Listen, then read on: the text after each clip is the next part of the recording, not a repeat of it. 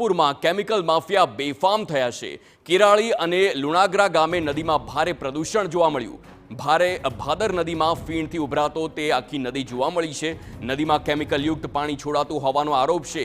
વરસાદ નિયાળમાં કેમિકલ પાણી છોડાતું હોવાનો ખેડૂતોનો આરોપ છે। જીપીસીબી કોઈ કાર્યવાહી ન કરતી હોવાના આક્ષેપ છે। ભાદર નદીને પ્રદૂષણ મુક્ત કરવા ખેડૂતો માંગ કરી રહ્યા છે।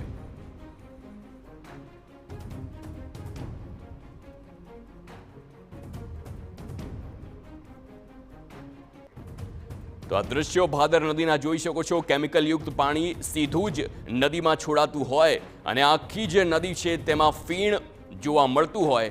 જાણે કે દિલ્હીમાં યમુના નદીની જેવી હાલત હોય છે તેવા જ દ્રશ્યો જેતપુરમાં ભાદર નદીમાં જોવા મળ્યા।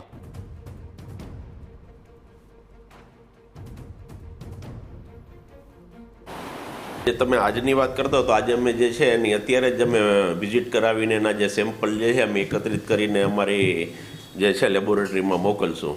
બીજા હમણાં ઘણા સમયથી કોઈ ભાદરની અંદર એવું કોઈ પાણી કોઈ આવતું જ નથી, સિવાય કે ડોમેસ્ટિક જે છે અમુક એ આવે છે, બાકી બીજું કોઈ પાણી ભાદર નદીમાં આવતું જ નથી। તમે આજની વાત